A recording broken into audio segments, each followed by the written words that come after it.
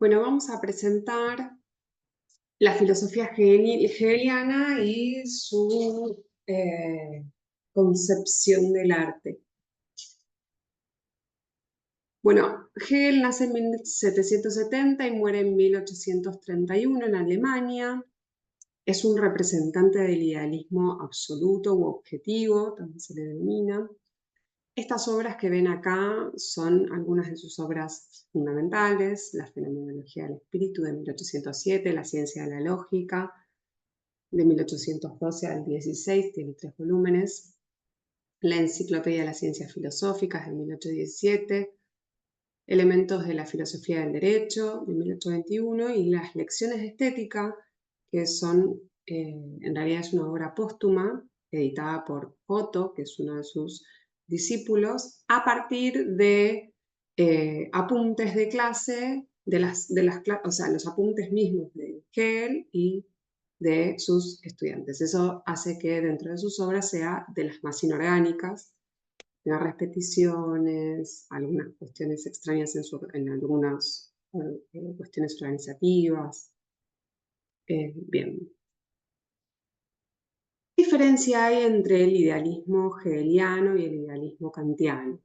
Les decía recién que la filosofía hegeliana viene a saldar esa escisión entre el sujeto y el objeto que se había producido durante toda la filosofía moderna, ¿no?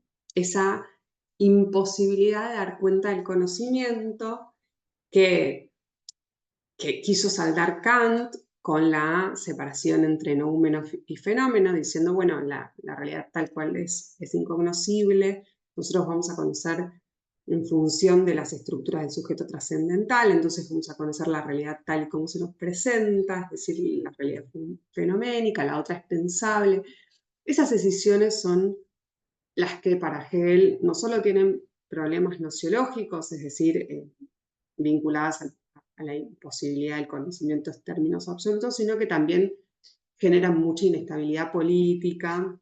Entonces, toda la filosofía hegeliana tiene que ver con terminar esas decisiones entre sujeto y objeto, entre derecho o Estado e individuo, y pensar desde otra perspectiva. La realidad entonces para Hegel se da en un trayecto dialéctico y aparece de manera completa, ¿no? El camino del espíritu, que no sería el sujeto, sino es como la realidad que se vuelve autoconsciente, es justamente ese, el tener conciencia de lo que efectivamente es. Bien, entonces la posición de Hegel, este idealismo objetivo, absoluto, va a signar una posición estética muy, muy diversa, muy diferente de la kantiana. La filosofía kantiana implica pensar desde la expectación fundamentalmente, aunque también teníamos la teoría del genio, pero era pensar fundamentalmente qué pasaba con la posibilidad o no de emitir juicios estéticos, o cuándo el genio podía producir arte, y hacíamos el acento, poníamos el acento en la cuestión formal para la estética kantiana, porque efectivamente el arte debía ser desinteresado, debía carecer de concepto de contenido. Eso es completamente distinto en la filosofía hegeliana, en la que el arte va a ser un modo de aparición de lo verdadero, porque como toda la realidad es el desarrollo eh, de lo verdadero en sus distintas apariciones, más o menos acabadas, más o menos autoconscientes, el arte va a ser un momento de la expresión de lo real. El sistema, entonces, como les decía, piensa a la realidad en términos dialécticos, ¿sí? Eso quiere decir que la realidad es relacional, ¿no? Va a aparecer primero la primera, digamos, parte, la tesis o el primer momento de la dialéctica es en el que está todo contenido, ¿sí? El ser, pero también la nada. Lo otro de sí también está contenido. Entonces, el desarrollo, el despliegue dialéctico de lo real supone justamente eso, que la realidad es relacional y al aparecer como lo de otro de sí, efectivamente se despliega todo, ¿no? Bien. Entonces, esta estructura dialéctica tiene tres partes: un momento afirmativo, el momento de la unidad sin diferencia, un momento de pura negación, que es la aparición del primero como lo otro de sí mismo, y un tercer momento de síntesis en el que se produce la unidad de la unidad sin diferencia y la diferencia sin unidad. Ese momento es el momento de síntesis, pero la idea es que no aparece nada nuevo en el despliegue de lo real. Al principio ya estaba todo, luego es como el antónimo de eso mismo, y el tercer momento es todo ese desarrollo, ese despliegue, pero autocomprensivo. Bien. Bueno, acá tienen este dibujito. Bien. Acá me parece que se los explico de manera más clara, ¿no? Bueno, este idealismo absoluto supone esta idea que la realidad es dialéctica, que es un conjunto de relaciones, ¿sí? Que consta de estos tres momentos, ¿no? La tesis, que es la afirmación, un momento abstracto en sí, esa unidad completa, la semillita que tiene toda la información, pero no la tiene desplegada, ¿sí? La antítesis, que es la negación, es el para sí, ¿sí? Es la diferencia sin unidad, es como un momento de disgregación de toda esa información. Y la síntesis, que es la negación de la negación, o es el en sí y para sí, que es la unidad de los momentos previos, pero que para nosotros va a ser el momento fundamental de conciencia, ¿sí? En el que todo ese despliegue de lo real se vuelve autoconsciente.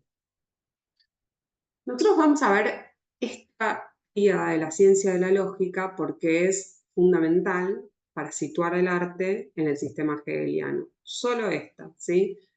Dijimos que entonces la realidad acontece, aparece. La realidad, la verdad, lo absoluto, la idea, Dios, todas esas son sinónimos. Entonces, esa aparición de la realidad, ese despliegue de lo real, en la ciencia de la lógica aparece como un proceso de manifestación del espíritu absoluto, ¿sí? Entonces dice, todo lo real es racional, ¿no? Y la idea es que se tiene que ir presentando. El primer momento, el momento más indeterminado, el de la unidad sin diferencia, es el momento de la idea en la ciencia de la lógica, ¿no? Que es el conjunto de relaciones conceptuales que constituyen lo dado, dice Hegel. El segundo momento, que es la negación de la idea, es la naturaleza, ¿sí? Es la idea abstracta, que se niega, que aparece como otro de sí mismo. Es la naturaleza. La naturaleza no sabe de sí misma. Entonces, es pura inmediatez, pero no hay conciencia, ¿no? O sea, el inicio es la idea, lo otro de la idea es la naturaleza, y el tercer momento, el momento autocomprensivo, es el espíritu, que es la idea en sí para sí, que se sabe a sí misma y que comprende los momentos previos. Dentro del espíritu absoluto o del despliegue del espíritu está el primer momento, que es el del espíritu subjetivo, es el hombre individual, su conciencia individual, su alma, que esto se desarrolla en la fenomenología del espíritu. El segundo momento es el espíritu objetivo, ¿sí? que es lo que despliega en la filosofía del derecho, ¿no? Son las manifestaciones sociales, ¿no? En un primer momento, las apariciones de la moralidad, el derecho y la eticidad en esas tres figuras fundamentales de la filosofía del derecho, que son la familia, ¿sí? como una unidad sin diferencia, la sociedad como una diferencia sin unidad, que en realidad estaríamos pensando como en el mercado, para decirlo de una manera comprensible, y el tercer momento, que efectivamente que es la unidad de la unidad sin diferencia y la diferencia sin unidad, es decir, de la familia y el mercado, que es el Estado, donde se regulan esos vínculos y pueden aparecer las particularidades, ¿sí? ya en el marco del derecho.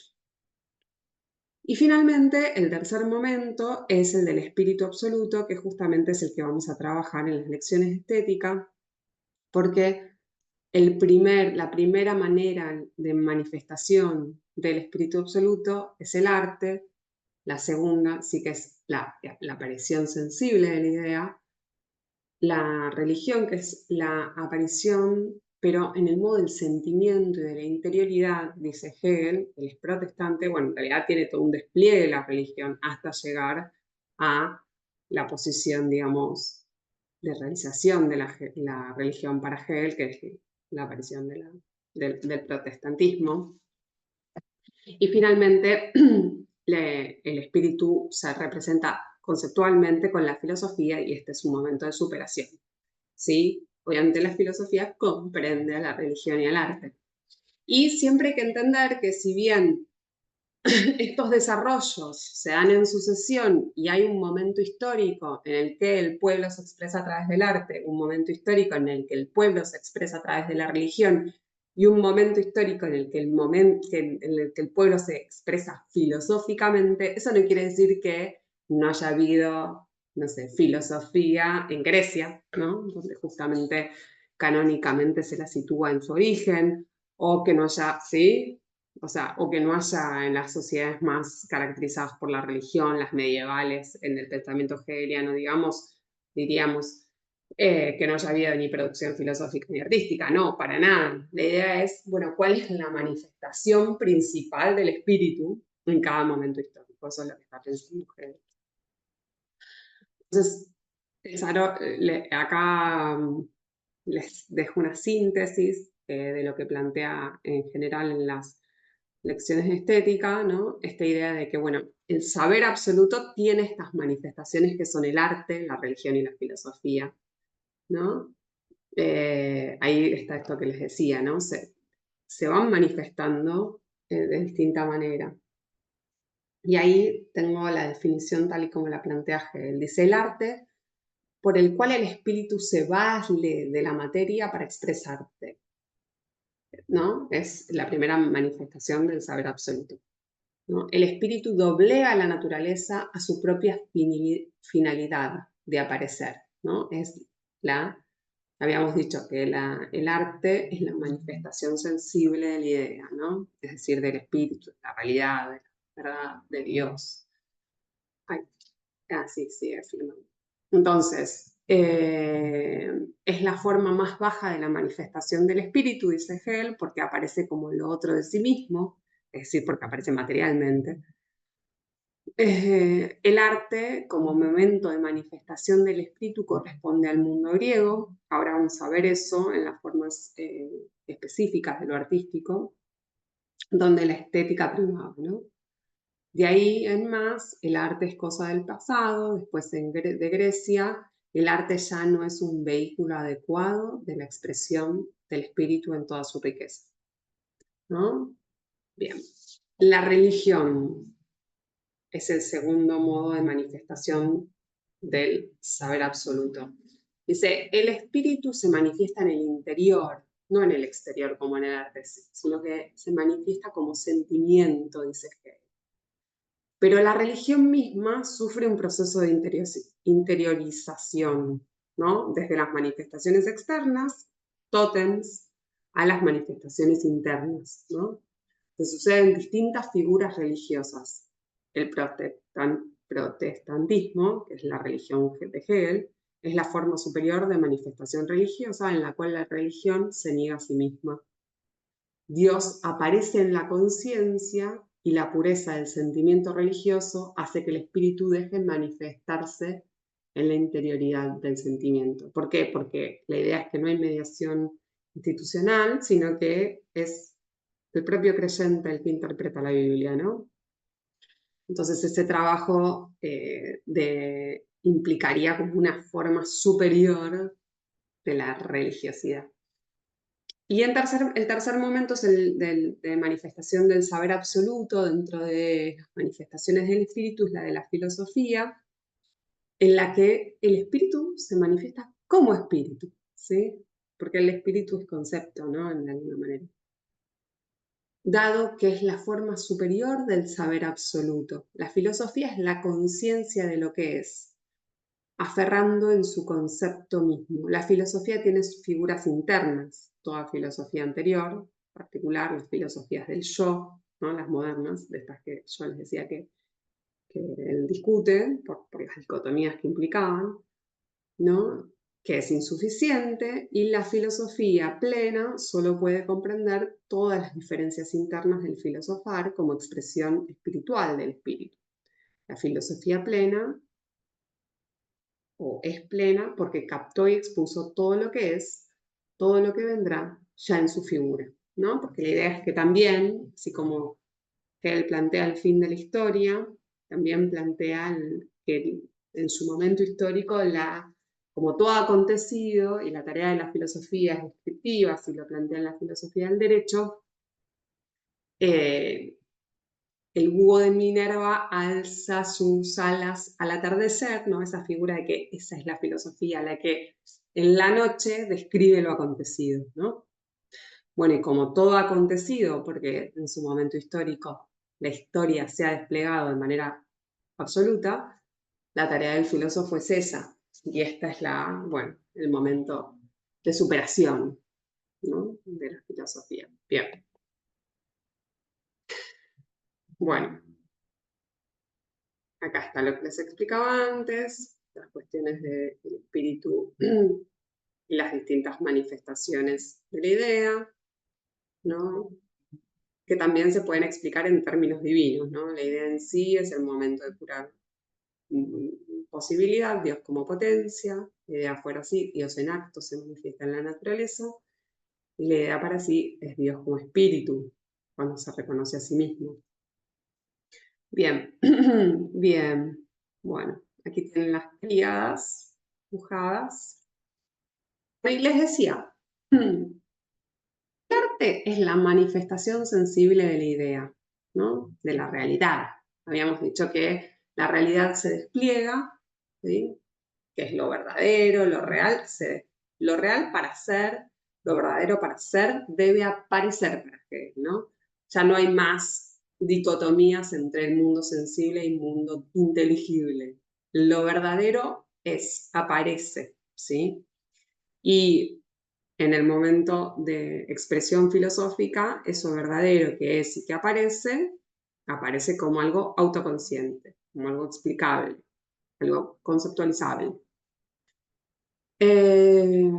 Entonces, les decía, lo que plantea en relación al arte Hegel es que es la manifestación sensible de la idea, ¿no? Y en ese sentido es la manifestación de la verdad. Esta es una estética contenidista, ¿no? Que conduce o que es condición de posibilidad del saber absoluto en su totalidad, que es el filosófico, ¿no? Es el primer momento de ese camino de recorrido, ¿no? Por medio del cual el espíritu, para hacerse consciente, espiritualiza la materia, ¿no? Entonces es un proyecto, es parte del proyecto de autoconciencia del espíritu, ¿sí? Entonces, no hay ficción, copia, ilusión en el arte. No, el arte es la expresión de lo verdadero, de lo real, en algún momento de la historia.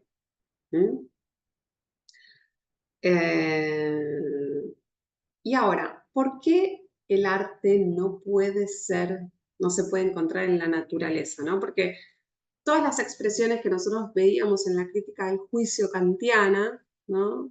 Tenían que ver con pensar la belleza o el sentimiento de belleza que se produce en el sujeto trascendental cuando uno percibe un cielo estrellado o cuando uno percibe esa ordenación, esa forma de la rosa o el aleteo del colibrí o las guardas griegas, ¿no? Como que, entonces, todas esas cuestiones formales o naturales, vamos a decir, el cielo estrellado, son las que generaban ese sentimiento subjetivo, la belleza.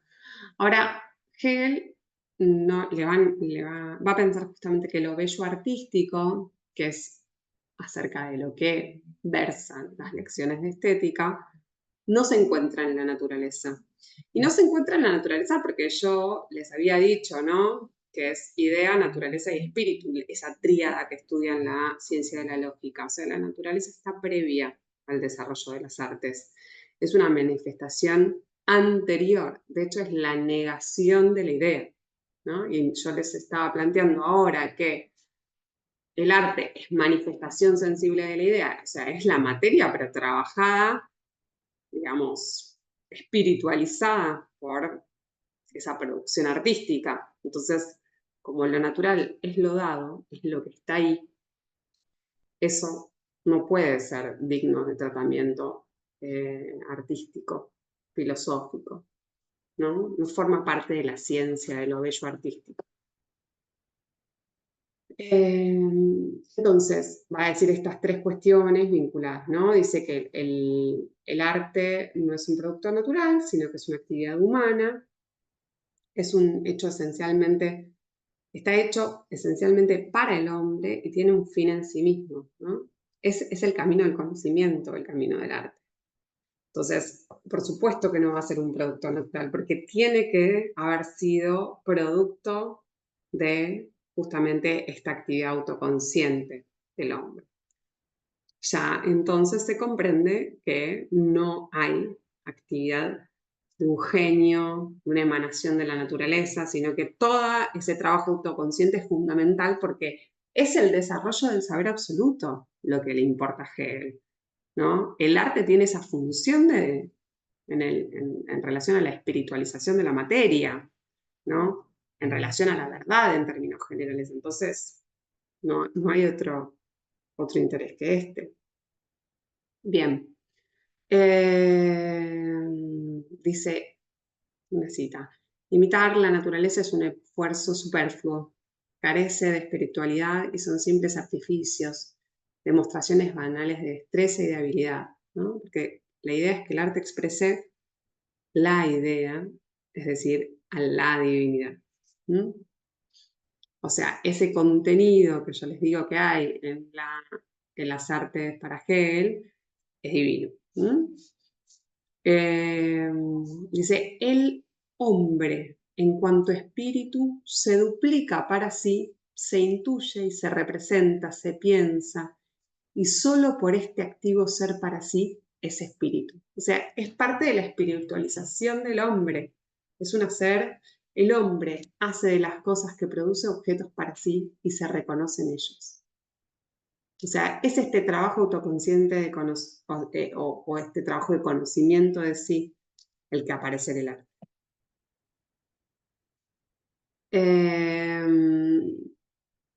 Dice, finalidad del arte, ¿no? Para la concepción romántica, ¿no?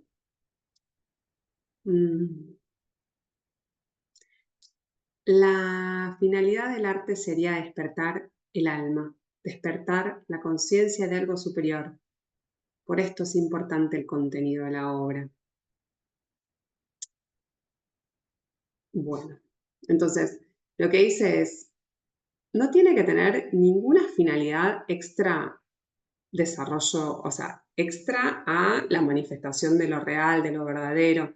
Entonces dice, discute en las lecciones de estética que el arte, o sea, discute con Aristóteles y dice, bueno, el arte no puede dedicarse a purificar pasiones o a expresar algún contenido moral particular, ¿no? O sea, no tiene esa finalidad, tiene una finalidad ontológica superior, ¿no? De despliegue de lo real.